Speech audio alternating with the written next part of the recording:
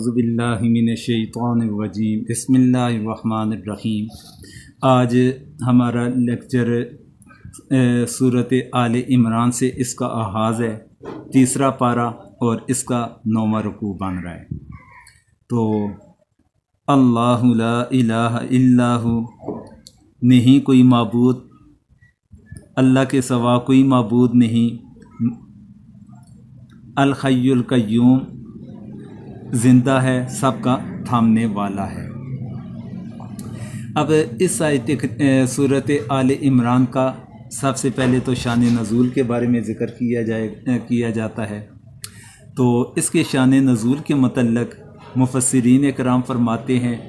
کہ اس کی ابتدائی 70 سے لے کر 80 آیات کریمہ، 80 آیات کے لگ بھگ یہ نازل ہوئی تھی۔ اللہ تبارک و تعالیٰ نے انہیں نازل فرمایا تھا کہ جب حضور اکرم صلی اللہ علیہ وسلم کے پاس نجران سے عیسائیوں کا ایک وفد آیا تھا، تو انہوں نے حضور اکرم صلی اللہ علیہ وسلم کے ساتھ آ کر کچھ مسائل کے اندر بحث و مباحثہ کیا۔ ان مسائل کے اوپر جب انہوں نے بحث و مباحثہ کیا تو ان کے سوالات جو تھے، ان کے متعلق جو جوابات تھے یا ان کے جو احوال تھے، اس کے متعلق اللہ تبارک و تعالیٰ نے اس صورت کے اندر تفصیل کے ساتھ ذکر فرمایا، اور یہ زیادہ تر انہی 80 آیات کریمہ کے لگ بھگ تو یہ چیزیں ان کے متعلق بنتی ہیں۔ تو اب سورۃ آل عمران کے اندر 80 آیات تو اس کے متعلق بن گئی، تو اس کے بعد والی جو آیات ہیں ان آیات کریمہ کے اندر اللہ تبارک و تعالیٰ نے مختلف مسائل کے بارے میں ذکر فرمایا، مختلف چیزوں کے احکامات کے متعلق اللہ تبارک و تعالیٰ نے ذکر فرمایا ہے۔ لیکن بنیادی طور پر ابتدائی جو صورت کا آغاز ہے، اور آغاز سے لے کر کافی حد تک جو آیات یعنی 80 کے لگ بھگ بنتی ہیں، تو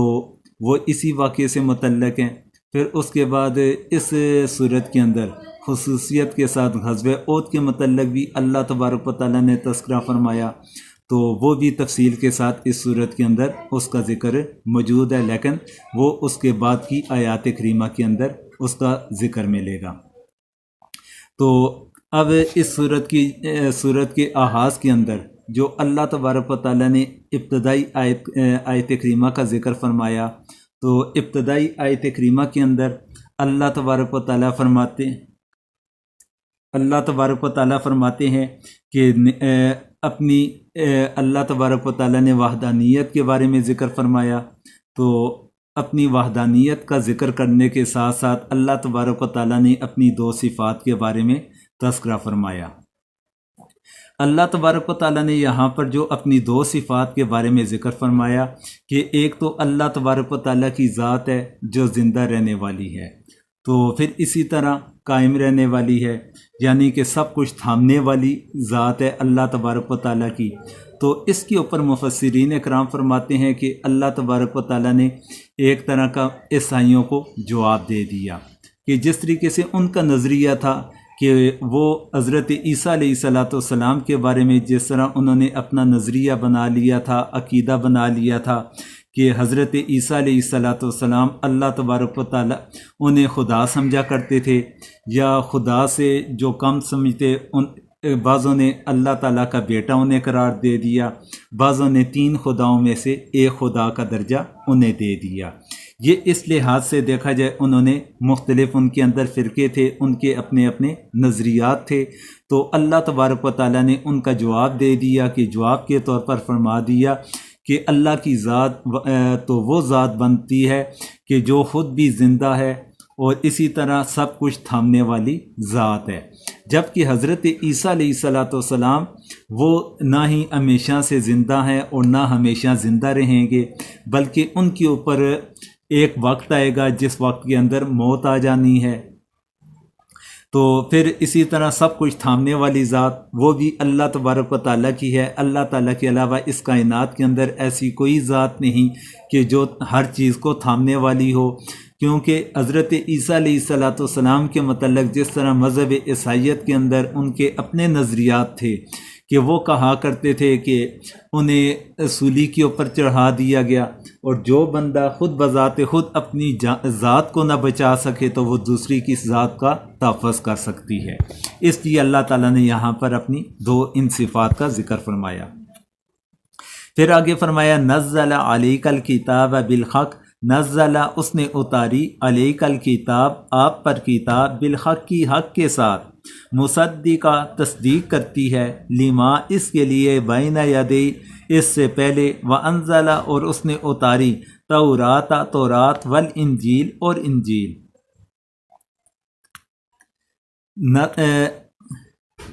نزل علیک الکتاب بالحق کی مصدقا لما بین یدی، اتاری تجھ پر کتاب سچی تصدیق کرتی ہے اگلی کتابوں کی، وانزل التوراۃ والانجیل اور اتارا تورات اور انجیل کو۔ اللہ تبارک و تعالیٰ نے اپنی اس کتاب کی صفات کے متعلق ذکر فرما دیا کہ یہ کتاب ایسی کتاب ہے کہ جو اپنے سے پہلے کتابوں کی تصدیق کرنے والی ہے، کسی کتاب کا یہ کتاب انکار نہیں کرنے والی۔ جو اللہ تبارک و تعالیٰ نے کتابیں نازل فرمائی تو وہ ساری کی ساری برحق کتابیں ہیں، اور اللہ تبارک و تعالیٰ نے پھر اس خصوصیت کے ساتھ تورات اور انجیل کے بارے میں یہاں پر ذکر فرما دیا۔ پھر آگے فرمائے من قبل ھدی للناس، من قبل اس سے پہلے ھدی للناس ہدایت لوگوں کے لیے، وانزل اور اتارا فرقان فرقان،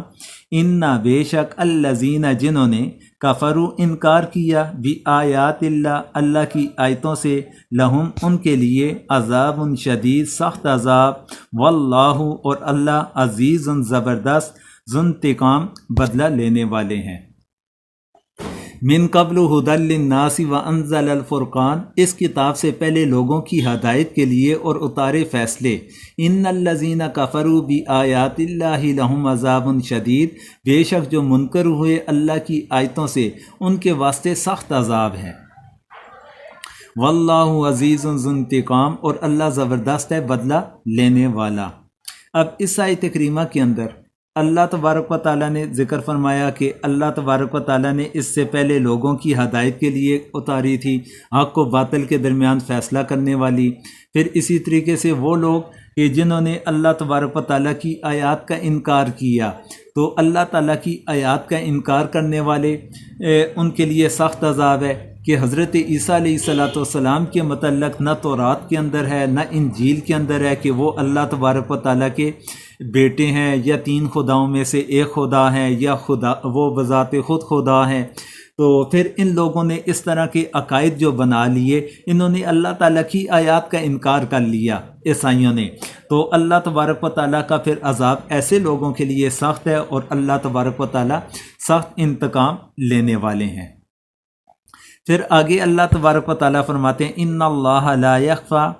ان اللہ بے شک اللہ لا یخفی نہیں چھپی ہوئی علیہ اس پر شیئن کوئی چیز فی الارض زمین میں، ولا فی السماء اور نہ آسمان میں،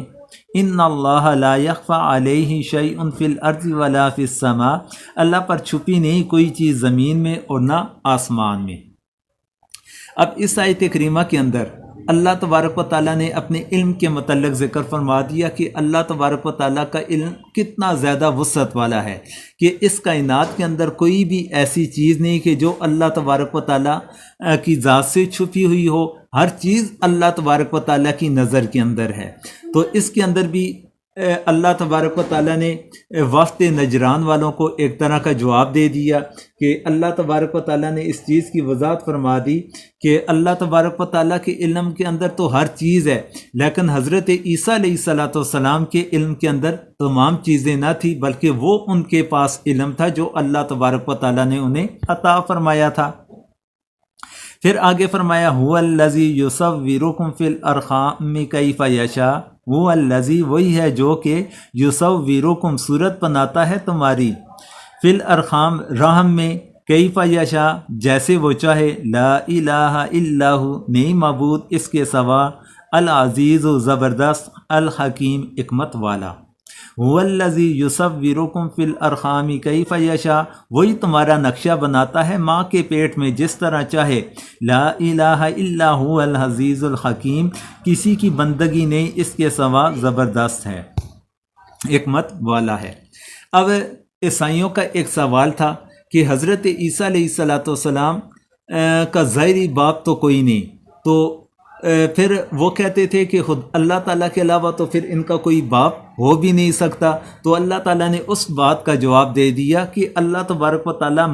माँ के पेट के अंदर जिस तरह चाहते हैं तुम्हारा नक्शा बना देते हैं। हज़रत ईसा अलैहिस्सलाम का जिस तरह अल्लाह ताला ने चाहा तो उनका नक्शा बना दिया, अल्लाह ताला ने जिस तरह चाहा बगैर बाप की उन्हें पैदा कर दिया। तो ये सब ताकत अल्लाह तबारक व तआला के हाथ के अंदर है। तो क्योंकि फिर यहाँ पर आगे अल्लाह ताला ने अपनी मज़ीद दो सिफ़ात के बारे में ज़िक्र फरमा दिया कि अल्लाह की ज़ात उसके सिवा तो कोई माबूद नहीं, फिर साथ में अपनी सिफ़ात का तज़किरा फरमाया कि वो ज़बरदस्त हिकमत वाला है, यानी कि अल्लाह ताला ये काम करने की कुदरत रखते भी हैं और कुदरत रखने के साथ साथ अल्लाह तबारक व तआला के हर काम के अंदर हिकमत भी मौजूद है। कि अल्लाह ताला के हर काम के अंदर हिकमत है कि हज़रत ईसा अलैहिस्सलाम को बग़ैर बाप के पैदा किया, इसके अंदर भी अल्लाह तबारक व तआला की हिकमत थी। तो अब उस हिकमत के अंदर अल्लाह तबारक व तआला ने फिर इन्हें बग़ैर वालिद के पैदा कर लिया। हज़रत अब्दुल्ला बिन मसूद रज़ी अल्लाह तआला अन्हु से एक रवायत है, वो फरमाते हैं कि हमसे अल्लाह ताला के सच्चे रसूल सल्लल्लाहु अलैहि वसल्लम ने फरमाया, तुम में से हर एक का तख्लीकी कवाम माँ के पेट के अंदर 40 रोज़ तक बसूरत नुतफ़ा रहता है, फिर इतनी ही मुद्दत बसूरत अलाका, फिर इसी कदर बसूरत मुज़ग़ा होता है। फिर अल्लाह ताला फ़रिश्ता को 4 बातें लिखने के लिए भेजते हैं। अस्बे हुक्म, फ़रिश्ता इसका रिज़्क़, आमाल, मुद्दत ज़िंदगी और नेक बात या बदबख्त होना लिख देता है। हुज़ूर अकरम सल्लल्लाहु अलैहि वसल्लम ने फरमाया, तुम में से बाज़ लोग अहले जन्नत के अमल करते हैं कि इनके और जन्नत के दरमियान सिर्फ 1 गज़ का फासला रह जाता है। आखिर तकदीर का लिखा आगे आता है और वो शख्स दोज़ियों के काम करता है और दोज़ख में चला जाता है। कुछ लोग दोज़ियों के आमाल करते हैं कि इनके और दोज़ख के दरमियान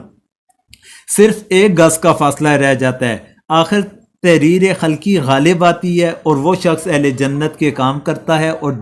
जन्नत में दाखिल हो जाता है। और ये हदीस मुबारका बुखारी और मुस्लिम दोनों के अंदर मौजूद है। इस तरह इससे मिलते जुलते मज़ामीन की और भी कई अहादीस मुबारका मौजूद हैं। तो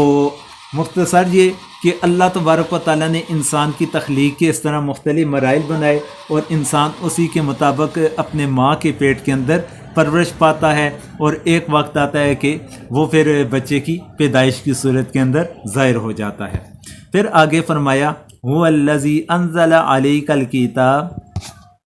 हुवल्लज़ी वही, अल्लज़ी जिस, अनज़ला नाज़ल की, अलैकल किताब आप पर किताब, मिन्हु उससे, आयातुन आयतें, मुहकमातुन मुहकम, हुन्ना वो, उम्मुल किताब किताब की असल, व उखरू और दूसरी, मुतशाबिहात मुतशाबे, फ़अम्मल लज़ीना पस जो लोग, फ़ी क़ुलूबिहिम उनके दिल में, ज़ैग़ुन कज्जी, फ़यत्तबिऊना सो वो पैरवी करते हैं, मा तशाबहा मुतशाबिहात, मिन्हु इब्तिग़ा इससे गर्ज़, फितना फसाद गुमराही, वब्तिग़ा ढूंढना, तावीलिही इसका मतलब, वमा यालमु और नहीं जानता, तावीलहु इसका मतलब, इल्लल्लाह स्वाय अल्लाह के, वर्रासिखूना और मजबूत, फिल इल्मी इल्म में, यक़ूलूना कहते हैं, आमन्ना हम ईमान लाए, बिही इस पर, कुल्लुन सब, मिन इंदी तरफ से, रब्बना हमारे रब, वमा यज़क्करू और नहीं समझते, इल्ला उलुल अलबाब मगर अकल वाले।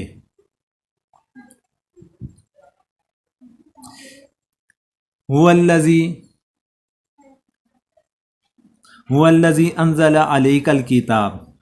अल्लाह की ज़ात वो है कि जिसने आपके ऊपर किताब को नाज़िल फरमाया, मिन्हु आयात मुहकमात इसके अंदर बाज़ आयात मुहकम है, مضبوط ہیں. ہن ام الکتاب، اور وہی کتاب کی اصل بھی ہیں. وَأُخَرُ متشابہات، اور بعض آیات اور دوسری متشابہ ہیں. فَأَمَّا الَّذِينَ فِي قُلُوبِهِمْ زَيْغٌ فَيَتَّبِعُونَ مَا تَشَابَهَ مِنْهُ ابْتِغَاءَ الْفِتْنَةِ وَابْتِغَاءَ تَأْوِيلِهِ، اور دوسری ہے متشابہ جن کے معنی معلوم یا معین نہیں، سو جن کے دلوں میں کجی ہے وہ پیروی کرتے ہیں متشابہات کی گمراہی پھیلانے کی غرض سے. وَمَا يَعْلَمُ تَأْوِيلَهُ إِلَّا اللَّهُ، اور اس کا معنی معلوم نہیں، اس کی تعویل مگر اللہ تعالیٰ کو. وَالرَّاسِخُونَ فِي الْعِلْمِ يَقُولُونَ آمَنَّا بِهِ، اور جو علم کے اندر پختہ ہیں کہتے ہیں ہم ایمان لائے اس کے ساتھ. کل من عند ربنا، یہ سارے کا سارا ہمارے رب کی طرف سے ہے. وما یذکر الا اولو الالباب، اور سمجھانے سے وہی سمجھتے ہیں جن کو عقل ہے. اب اس آیت کریمہ کے اندر اللہ تبارک و تعالیٰ نے دو قسم کی آیات کے متعلق ذکر فرمایا. پہلے نمبر پر یہ ذکر فرمایا کہ اللہ تبارک و تعالیٰ نے جو کتاب نازل فرمائی تو اس کتاب کے اندر محکم آیات ہیں اور اصل کتاب وہی ہے، یعنی کہ ہمارے اعمال کے لحاظ سے، عمل کرنے کے لحاظ سے. پھر اس کے ساتھ ساتھ دوسری جو آیات کریمہ ہے وہ متشابہات ہیں، اور متشابہات آیات کے معنی کے بارے میں اللہ تبارک و تعالیٰ نے وضاحت فرما دی کہ اس کا جو علم ہے وہ اللہ تبارک و تعالیٰ اس کا علم رکھتے ہیں. تو اب متشابہات کے متعلق تفصیل کے ساتھ تو صورت بقرہ کے آغاز کے اندر اس کی تفصیل ذکر کر لی گئی تھی کہ اس کا معنی اللہ تبارک و تعالیٰ بذات خود جانتے ہیں. بعضوں نے کہا کہ یہ اللہ اور اس کے رسول کے درمیان راز ہے. پھر بعض کہتے ہیں کہ اہل علم بھی اس کا کچھ نہ کچھ مفہوم سمجھ لیتے ہیں، اور محفوظ راستہ اس کا یہی بنتا ہے کہ اس کے متعلق انسان یہی عقیدہ بنائے، نظریہ بنائے کہ اس کے بارے میں اللہ تبارک و تعالیٰ کی ذات بہتر جانتی ہے کہ اس کا علم کس کے پاس ہے. اور اللہ تبارک و تعالیٰ نے یہاں پر اہل علم یا علم کے اندر جو راسخ لوگ ہیں، پختگی رکھنے والے لوگ ہیں، ان کے متعلق ذکر فرمایا کہ ان کا یہ نظریہ ہوتا ہے، ان کا یہ عقیدہ ہوتا ہے کہ وہ یہ کہتے ہیں کہ ہم اس کے اوپر ایمان لائے، یعنی کہ معنی کو پہنچے یا نہ پہنچے، علم حاصل ہو یا نہ ہو متشابہ آیات کا، لیکن وہ اس کے اوپر ایمان رکھتے ہیں اور وہ یقین رکھتے ہیں کہ یہ اللہ تبارک و تعالیٰ کی طرف سے ہے، یہ سب کچھ ہمارے رب کی طرف سے ہے. پھر آگے فرمایا ربنا لا تزغ قلوبنا بعد اذ ہدیتنا وہب لنا من لدنک رحمہ. ربنا، اے ہمارے رب، لا تزغ، نہ پھیر، قلوبنا، ہمارے دل، بعد اذ ہدیتنا، بعد اس کے جب تو نے ہمیں ہدایت دی، وہب لنا، اور عنایت فرما ہمیں، من لدنک، اپنے پاس سے، رحمہ، رحمت، انک انت، بے شک تو وہاب، سب سے بڑا دینے والا ہے. ربنا لا تزغ قلوبنا بعد اذ ہدیتنا، اے رب نہ پھر ہمارے دلوں کو جب تو ہم کو ہدایت کر چکا، وہب لنا من لدنک رحمہ، اور عنایت کر ہم کو اپنے پاس سے رحمت، انک انت الوہاب، تو ہی سب کچھ دینے والا ہے. اب اس آیت کریمہ کے اندر اللہ تبارک و تعالیٰ نے دعا سکھا دی کہ اہل ایمان جو ہیں وہ اللہ تبارک و تعالیٰ کی بارگاہ کے اندر اس طرح کی دعا کرتے تھے کہ ان کا یہ نظریہ ہے کہ وہ اللہ تبارک و تعالیٰ کی جو ذات ہے وہی ہدایت دینے والی ذات ہے. اس رب نے جب ہمیں ہدایت دے دی پھر اللہ تعالیٰ سے اس کے اوپر استقامت کی دعا کرتے ہیں. تو اس دعا کے اندر نقطہ نظر یہی بنتا ہے کہ اللہ تبارک و تعالیٰ نے جو ہدایت ہمیں عطا کر دی پھر اس کے بعد اس کے اوپر استقامت برقرار رہے. تو حضرت عمر رضی اللہ تعالیٰ عنہ کے دور کے اندر ایک آدمی تھا، تو وہ آدمی حضرت عمر رضی اللہ تعالیٰ عنہ کے پاس آیا، اس کا نام صبیغ تھا۔ تو وہ بندہ حضرت عمر رضی اللہ تعالیٰ عنہ سے سوال کرنے لگا قرآن کے مخلوق ہونے کے حوالے سے۔ حضرت عمر رضی اللہ تعالیٰ عنہ نے اسے حضرت علی رضی اللہ تعالیٰ عنہ کے پاس بھیجا۔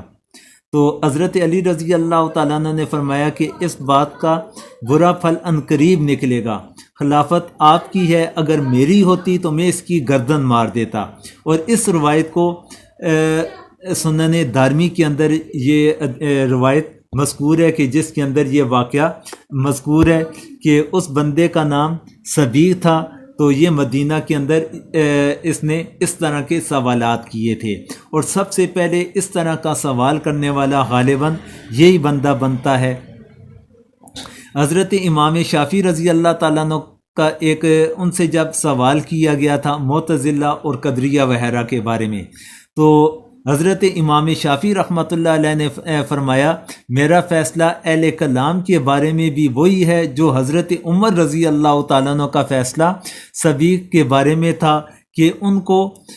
کمچیوں سے مارا جائے اور اونٹ پر بٹھا کر قبائل اور خاندانوں میں گھمایا جائے اور ندا کرا دی جائے کہ یہ اس شخص کی سزا ہے جو کتاب و سنت کو چھوڑتا اور علم کلام کی جانب اپنا رخ کرتا ہے۔ یعنی کہ یہ پہلا بندہ تھا جس نے اس حوالے سے سوال کیا تھا، اور اس کے متعلق پھر حضرت عمر رضی اللہ تعالیٰ عنہ نے فیصلہ فرمایا تھا کہ اسے کمچیوں کے ساتھ مارا جائے اور اونٹ کے اوپر بٹھا کر اسے گھمایا جائے، اور لوگوں کو پتہ چلے کہ یہ بندہ اس طرح کی گناؤنی حرکت کا مرتکب ہوا ہے۔ آگے فرمایا ربنا انک جامع الناس لیوم لا ریب فیہ، ربنا اے ہمارے رب، انک بے شک تو جامع الناس جمع کرنے والا ہے لوگوں کو، لیوم لا ریب فیہ اس دن کے نہیں شک، فیہ اس میں، ان اللہ بے شک اللہ، لا یخلف المیعاد نہیں خلاف کرتا وعدہ۔ ربنا انک جامع الناس لیوم لا ریب فیہ، اے رب ہمارے تو جمع کرنے والا ہے لوگوں کو ایک دن میں، ان اللہ لا یخلف المیعاد بے شک اللہ خلاف نہیں کرتا اپنے وعدے کا۔ اللہ تبارک و تعالیٰ نے اس آیت کریمہ کے اندر قیامت کے متعلق ذکر فرما دیا کہ اللہ تبارک و تعالیٰ کی ذات وہ ذات ہے کہ جو تمام لوگوں کو ایسے دن کے اندر جمع فرمائے گا کہ جس دن کے اندر کسی قسم کا کوئی بھی شک و شبہ نہیں، اور اللہ تبارک و تعالیٰ اپنے وعدے کی پاسداری کرنے والے ہیں، اللہ تبارک و تعالیٰ اپنے وعدے کی خلاف ورزی نہیں فرمانے والے۔ اب اس کے ساتھ ساتھ میں ایک اور چیز کا بھی تذکرہ کر لوں کہ حضور اکرم صلی اللہ علیہ وسلم کے پاس جو وفد نجران آیا تھا تو اس کی تعداد کے بارے میں مفسرین اکرام فرماتے ہیں کہ اس کی تعداد 60 افراد کے اوپر مشتمل تھی، اس کی تعداد 60 افراد کے اوپر مشتمل تھی، اور اپنے عیسائی مذہب کے اندر یہ ایک بڑا معزز اور معتبر سمجھنے والا یہ ایک وفد تھا جو حضور اکرم صلی اللہ علیہ وسلم کی خدمت کے اندر حاضر ہوا تھا۔ پھر اس کے اندر 3 افراد کی حیثیت باقی 60 افراد کے مقابلے کے اندر ایک جدا تھی، ان میں سے ایک بندے کا نام تھا عبد المسیح۔ تو عبد المسیح اس کی ذمہ داری،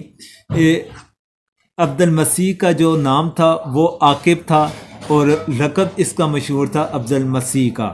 اور اس جو وفد کی امارت تھی، قیادت تھی، وہ اسی کے ہاتھ کے اندر تھی۔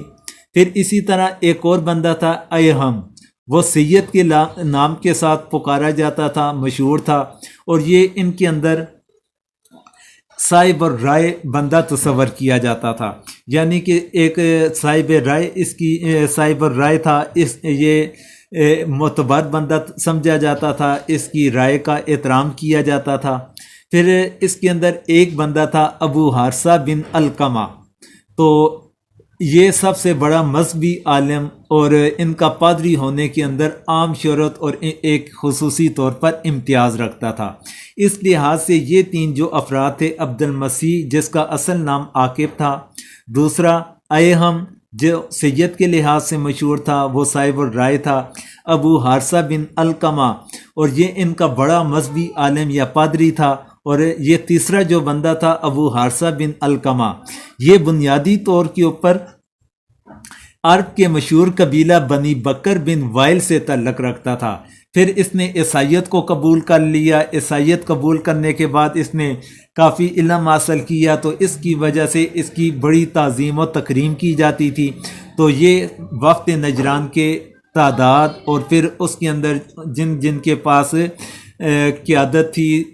اور مخصوص افراد تھے، وہ تذکرہ بھی آپ کے سامنے کر لیا گیا ہے۔ اس کے ساتھ ہی ہمارا آج کا یہ رکوع مکمل ہوا۔